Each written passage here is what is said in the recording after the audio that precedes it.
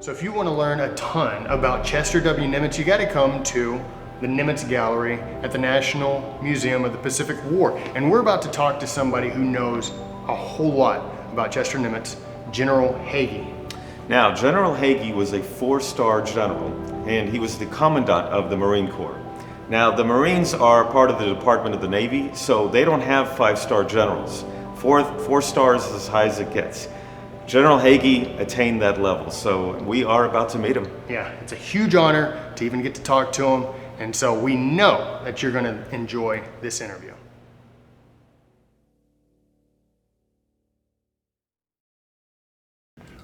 Admiral Nimitz's grandfather actually worked in a hotel starting in 1852, built the hotel almost like you see it today.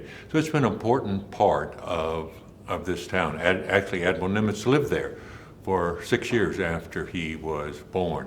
In 1963, when the owner at that time decided they could not turn the hotel into a modern facility, water, electricity, and all of that, sold it to the city. The leaders of the city wanted to memorialize Nimitz. He was a hometown boy, did obviously very well, and turn it into a museum. Interestingly enough, when they asked Admiral Nimitz if he would allow them to use his name on this memorial museum, he said no. He said, "I will not have a memorial to me because I did not win the war. It was the young guys and gals that fought with me that won the war." They finally came back and said, if we name it the Nimitz Museum in honor of those individuals who served with you, would you be willing to let us use your name? And he said yes. I think that's an indication of the type of individual that Admiral Nimitz was.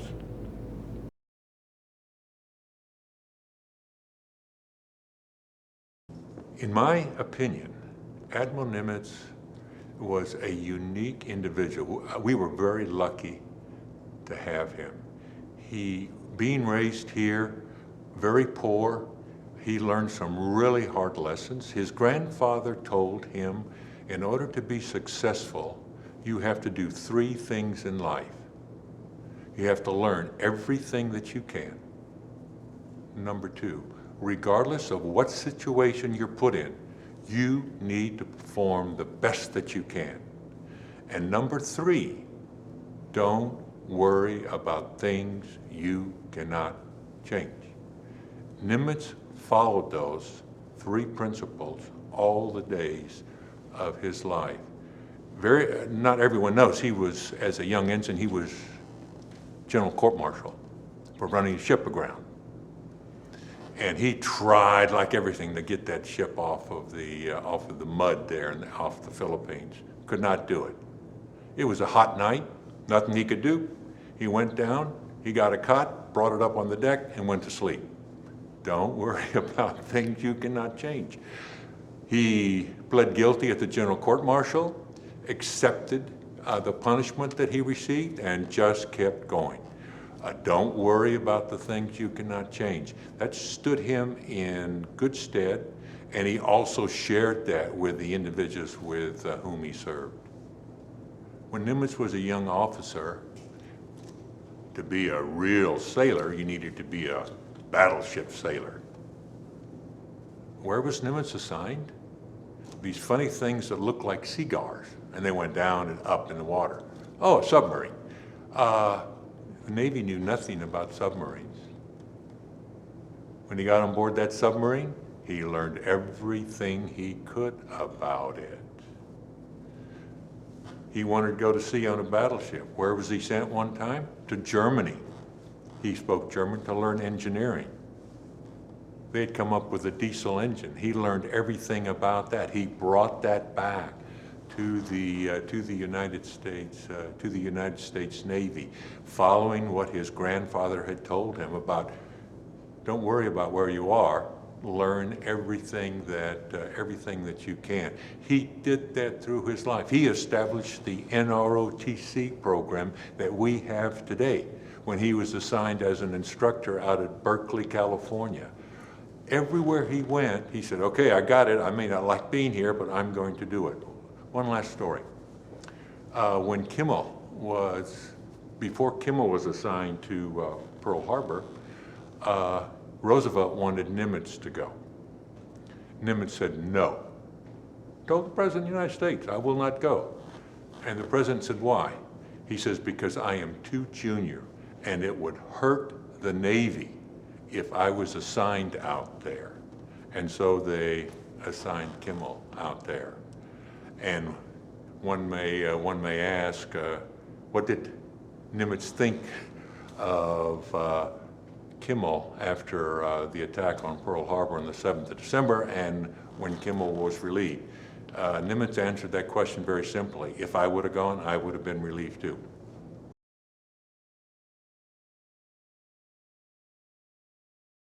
His impact on what happened in the Pacific was absolutely critical. And it was especially important in the Battle of Midway. Very few people know that in January of 1942, he'd been there less than a month. First off, the Navy did not want him to have that assignment after the attack on Pearl Harbor, but Roosevelt said, he's my man, he's going. In January of 42, Secretary of War asked the CNO, I want your top 40 admirals, because this is going to be a long war and I want to know which guys I need to look at. Guess who was not on that list? Admiral Nimitz was not one of the top 40 admirals in the Navy, and he was in charge of the entire Pacific. Nimitz knew that. Can you imagine the amount of pressure he was under right after Pearl Harbor? He came in, Kimmel had been relieved. The entire staff said, we're gone. He's going to fire us all. Nimitz came up to the briefing room to meet the staff, and he said, you are my guys. We're going to win this together.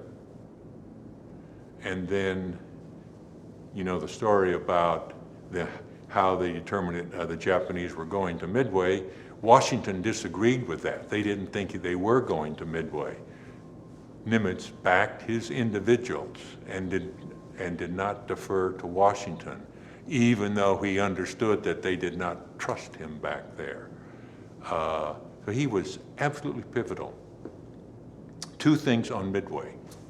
The Japanese had, if you look at the correlation of forces, Japan should have won. They had much more equipment out there. Nimitz knew this, and so he told his admirals, we're at a disadvantage here, but if you see an opportunity to take out their carriers, go all in. Whoa!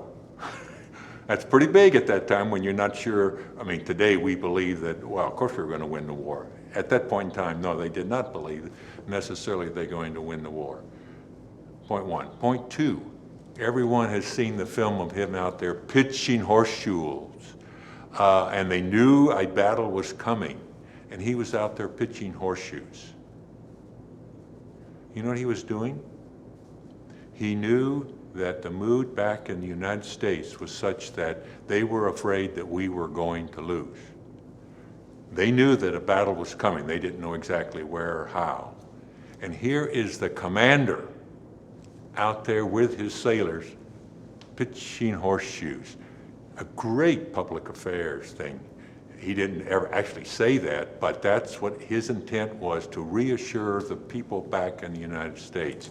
So he had both the battlefield experience to fight and know how to fight, and he also knew that he needed to speak to the American people.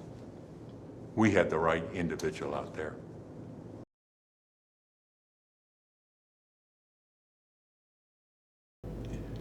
For those of us who had the responsibility to run the museum and to interpret what happened, our goal is to let the visitors come in and let them appreciate how the average American, male, female, all races, all economic conditions, how they responded to those extraordinary events during World War II, and the exceptional dedication and performance that they demonstrated during those years, even when our government did not treat them all equitably and did not always provide everything they did. They responded unbelievably well.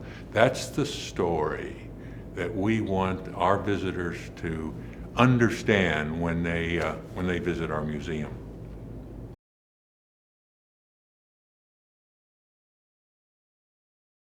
I would go back to where we just talked about the goal. The way we honor those individuals is to tell their stories, and to tell their stories in such a way that they can identify with those individuals. In other words, we need to tell stories about young people, middle-aged people, not just the old admirals and generals. Very few young people identify with them. The youngest individual that served in World War II actually came from Dallas. He was 12 years old when he joined the Navy.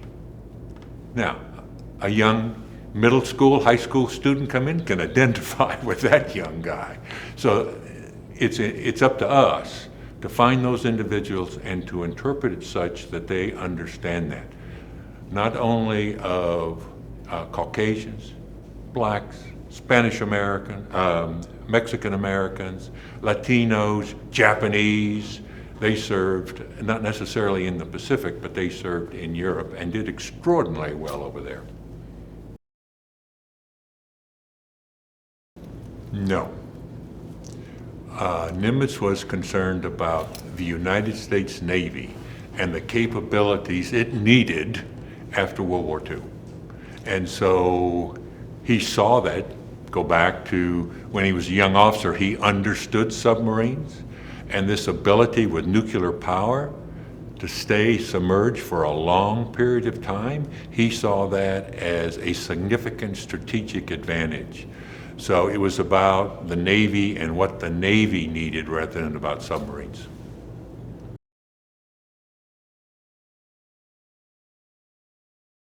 Well, he actually had some help. And the Japanese helped him a lot on the 7th of December, 1941, by putting most of the battleships on the bottom of the East and West Lock there in Hawaii. He really had no choice. But even if that had not happened, aircraft carriers and aircraft were coming. They could reach out. They could do reconnaissance at a distance. They could attack ships at a distance, and battleships just plain could not do that.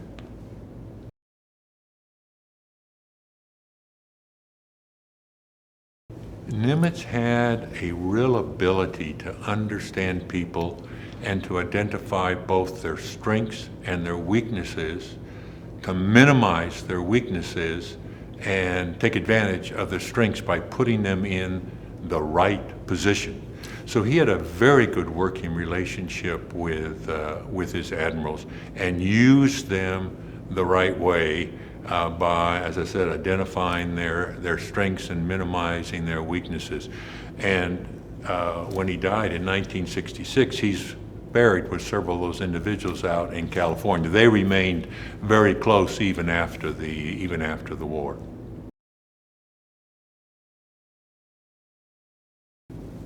Thank goodness we had Nimitz there to deal with MacArthur. You know, MacArthur's ego is bigger than this, was bigger than this entire building right here. Nimitz deferred to him. He was older. Nimitz deferred to him. And sometimes when his staff would recommend, hey, he's not treating you like you should be treated, he said, let me handle this. And MacArthur got to where he actually liked and respected Nimitz and could work with him. But that was because of the way Nimitz handled General MacArthur. General MacArthur had once again, understanding that individuals have strengths and they have weaknesses. He understood some of General MacArthur's strengths and he took advantage of that, not for him, but for the United States and the entire war effort. They were really quite close. When he was in Hawaii in January of 1942, as I said, he knew that the Navy did not think he was up to standards, and so the only person that he shared that with was with his wife. And he would write her letters, "Don't worry, I'll probably be fired soon and I'll be home," which of course did not happen. So it was a very close relationship. An interesting story on his oldest son. He actually came here and spoke in San Antonio after his father had passed away. And he said, I never understood Dad. He was always about Texas, and the Texas boys, and the Texas this, and the Texas that. And he said, I've been down here for a while now, and I get it. I understand his love for Texas. One other thing that I would tell you is when the war was over and he was no longer C&O, and companies wanted him to work for them, he said, "No, I will not work for any company that's hiring me because of what they think I did in the Pacific." Now his kids said, "Hey Dad, you may want to rethink that a little bit." Retirement pay, even as a 5-star admiral, is not that high. And ultimately they also understood what he was about. It was not about him. It was about those young individuals out there, and he was not going to let anyone take advantage of him from that standpoint. Yeah, Nimitz had a very strong faith, but it was not outward, and it was not, this is what I believe and everyone else has to believe like me. He just believed strongly, and that was enough for him. Interesting question. When he was told that the 2 nuclear weapons had been dropped, he is quoted as saying, "Thank God." After the war, he is quoted as saying, "We could have done it without dropping." Don't know, and other than that, the record is not very strong. So the real answer is, those are the only 2 examples of where he said something about it. I've got to believe personally, as he thought about it and as he read about it, that, now I'm sharing my opinion, it was absolutely positively the right thing to do.